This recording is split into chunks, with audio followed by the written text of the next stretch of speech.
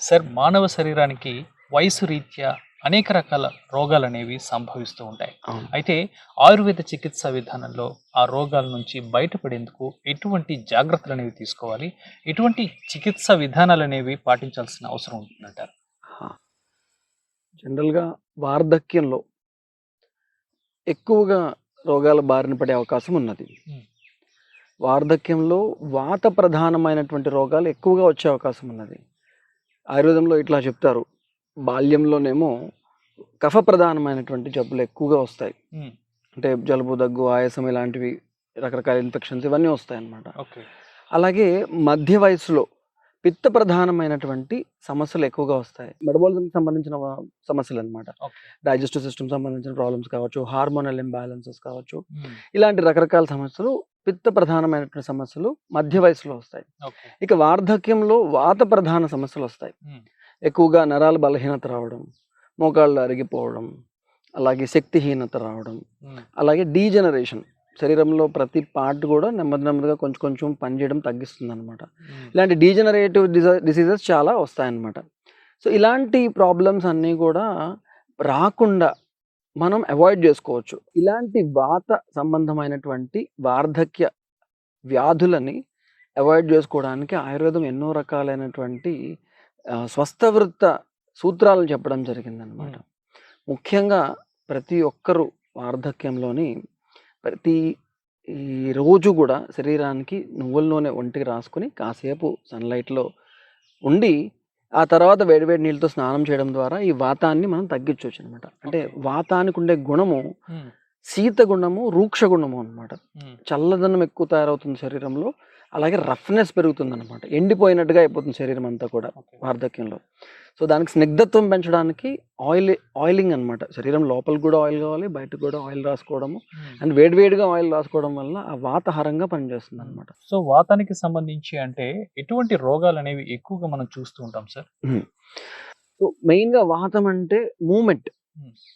శరీరంలో వివిధ కదలికల్ని కంట్రోల్ చేసేది వాతం. హ్మ్. ఈ కదలికలు ఎక్కువగా అయిపోయేటువంటి సమస్యలు గానీ, తక్కువగా అయిపోయేటువంటి సమస్యలు గానీ వస్తాయి. ఓకే. ఫర్ ఎగ్జాంపుల్ కాలు, చేయి పడిపోతుంది. హ్మ్. అంటే కదలిక సున్నా అయిపోతుంది. పక్షవాతం, వాతానికి సంబంధించింది. లేదా కాళ్ళు, చెయ్యి అవన్నీ విపరీతంగా కదులుతుంటాయి. పార్కిన్సోనిజం అంటారు. హ్మ్. అంటే కంపవాతం. విపరీతంగా షేక్ రావడం. ఇది కూడా వాతానికి సంబంధించినది. ఓకే. అటు ఎక్స్‌ట్రీమ్, ఇటు ఎక్స్‌ట్రీమ్ అనమాట. ఓకే. అలాగే వాతం పెరిగితే డీజనరేషన్ వస్తుంది. మోకాళ్ళు అరిగిపోతాయి, జాయింట్స్ అరిగిపోతాయి, భుజాల్లో, హిప్స్‌లో అన్నిట్లోనే అరిగిపోవడం. ఆ ఎముకల లోపల గుల్లగా అయిపోవడం అవన్నీ జరుగుతాయి. ఇదంతా హ్మ్. వాతం పెరగడం వల్ల అనమాట. హుహు. సో, ఇలాంటి సమస్యలు. అండ్ నరాలు బాగా వీక్ అయిపోవడం, కండరాలు వీక్ అయిపోవడం, దానివల్ల సత్తువ లేకపోవడము, చకచకా నడవలేకపోవడం, మెట్లెక్కలేకపోవడం ఇలాంటి రకరకాల సమస్యలన్నీ కూడా వస్తాయన్నమాట. ఓకే. సో, ఇటువంటి సమస్యలన్నీ గూడా రాకుండా ఉండాలంటే చక్కగా రోజు ఒంటికి వేడి వేడి నువ్వుల నూనె రాసుకొని వేడి నీళ్ళతో స్నానం చేస్తే రక్త ప్రసరణ పెరుగుతుందనమాట. హ్మ్. అయితే ఇంకా, ఇంకా బాగా ఈ వాతాన్ని తగ్గిస్తూ బాగా శక్తి పొందడానికి కొన్ని అద్భుతమైనటువంటి మూలికలున్నాయి ఆయుర్వేదంలో. హ్మ్. అలాంటి ఒక అద్భుతమైనటువంటి మనం మీరు రామాయణంలో వినుంటారు. హ్మ్. ఇప్పుడు నేను చెప్పబోయే మూలిక గురించి. ఓకే. ఆయన రాముడికి ఈ బల, అతిబల అనేటువంటి అవును. 2 అద్భుతమైన శక్తుల్ని ఇవ్వడం జరుగుతుందనమాట. హ్మ్. అయితే ఆహ్, ఎవరు విశ్వామిత్రుడిస్తాడు. అవును. ఆ బల, అతిబల ఏవైతే ఉన్నాయో అవి యాజ్ ఇట్ ఈస్‌గా అవి మంత్రాలతో కూడినటువంటి శక్తులైతే, అదే పేరుతో ఉన్నటువంటి మొక్కలు హ్మ్. ఆల్మోస్ట్ అంత శక్తివంతమైనవి. వాటి గురించి ఇవాళ తెలుసుకుందాం. ఓకే. ఈ కనబడుతున్నటువంటి మొక్కని అతిబల అంటాం. హ్మ్.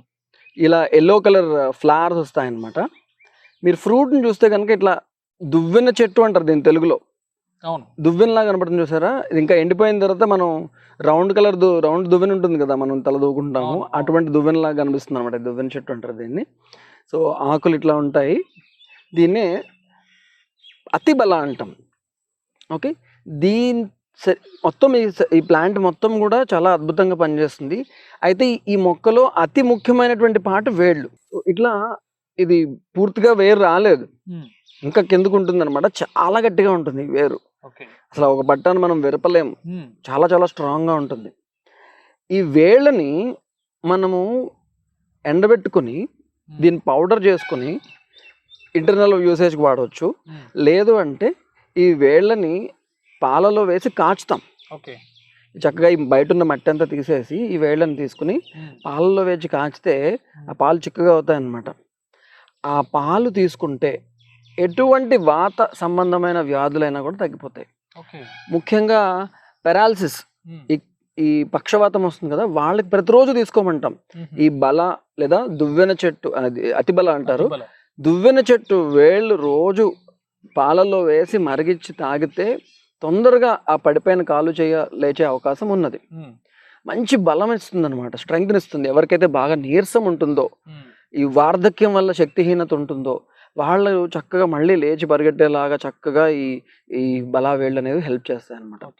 అలాగే మోకాళ్ళలో గుజ్జు అరిగిపోయిన వాళ్ళకి, మోకాలు విపరీతంగా నొప్పి వస్తుంటుంది కదా, కార్టిలేజ్ అరిగిపోతుంది కదా, వాళ్ళకి ఈ బలా వేళ్ళు బాగా హెల్ప్ చేస్తాయి. మళ్ళీ కార్టిలేజ్ రీజనరేషన్కి బాగా హెల్ప్ చేస్తుంది అనమాట.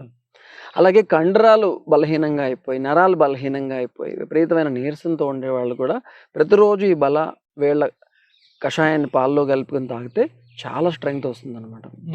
ఈ బల అనేది యాక్చువల్లీ ఇది ఒక రకం అనమాట. దీన్ని అతిబల అంటాం. అలాగే ఇంకొక మొక్క ఉంది, దాన్ని బల అంటారు. అలాగే నాగబల అని ఒకటి ఉంది, మహాబల అన్నది. ఈ నాలుగిటికి ఒక రకమైన ప్రాపర్టీస్ ఉంటాయి.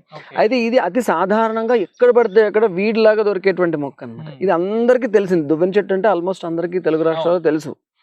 సో ఈ వేళ్ళు చాలా గట్టిగా ఉంటాయి అండ్ వర్షాకాలంలో అయితే కొంచెం సులువుగా లాగడానికి అవకాశం ఉంటుంది, తవ్వి తీయడానికి అవకాశం ఉంది. అదే ఎండాకాలంలో అయితే గట్టిగా లాగడానికి కూడా దొరకదు, అంత బలంగా ఉంటుంది అనమాట. దీన్ని మనం ఒకసారి వేళ్ళని కలెక్ట్ చేసుకున్న తర్వాత చక్కగా వీటిని ఎండించుకుని, అంటే మరీ తీక్షణమైన ఎండలో కాకుండా కొంచెం నార్మల్గా ఉన్నటువంటి ఎండలో ఎండించుకుని పౌడర్ చేసుకుని పెట్టుకోవాలి. పౌడర్ చేసుకోవడం కూడా అంత సులువేం కాదు, మిక్సీలో అంతగా ఆడలేకపోవచ్చు. మిల్లులకు తీసుకెళ్ళి అక్కడ ఆడించి పెట్టుకోవాలన్నమాట. ఆడించి పెట్టుకుని రోజు ఒక చెంచాడు పొడి పాలలో కలుపుకుని అయినా తాగొచ్చు. అంటే ఇది ఆయుర్వేద షాప్ లో ఈ పౌడర్ అనేది దొరుకుతుందా సార్? బల పౌడర్ దొరుకుతుంది. అయితే మంచి జెన్యున్ సోర్స్ దగ్గర తీసుకోవాలన్నమాట. కొంతమంది వేళ్ళు పౌడర్ చేయడం కష్టం కాబట్టి ఓన్లీ స్టెమ్ పౌడర్ చేసి ఇచ్చేస్తుంటారు అనమాట.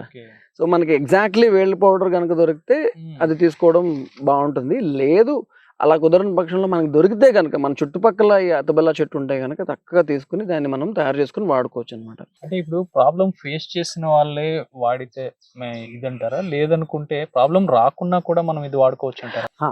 ఇప్పుడు నేను అన్నాను కదా, వార్ధక్యంలో వాత ప్రధానత శరీరంలో పెరుగుతుంది. ఆల్రెడీ బాడీలో కొంత రూక్షత అనేది వస్తుంది అనమాట. ఆ రూక్షత్వాన్ని తగ్గించడానికి అందరూ తీసుకోవచ్చు, టానిక్ లాగా అనమాట. బలారిష్టం అని చెప్పి ఒక టానిక్ తయారు చేస్తారు ఈ బలా వేళ్లతోటి. ఆ టానిక్ అందరూ తాగొచ్చు అనమాట. లేదంటే ఇది దొరికిందంటే దీన్నే మనం చక్కగా పౌడర్ చేసుకుని పెట్టుకుని అందరూ ప్రతిరోజు పాలల్లో కలుపుకొని కొంచెం సేపు మరిగించుకుని దాంతో తాగడం ద్వారా మంచి బలాన్ని పొందవచ్చు అనమాట. అందరూ ప్రతి ఒక్కరూ తీసుకోవచ్చు. ముఖ్యంగా ఒక 50 ఏళ్ళు పైబడిన వాళ్ళు ఇది సేవిస్తే చాలా మంచిది. చాలా చాలా మంచిది అన్నమాట. థ్యాంక్ యూ సార్, చాలా చక్కని ఇన్ఫర్మేషన్ ఇచ్చారు. నమస్తే అండి.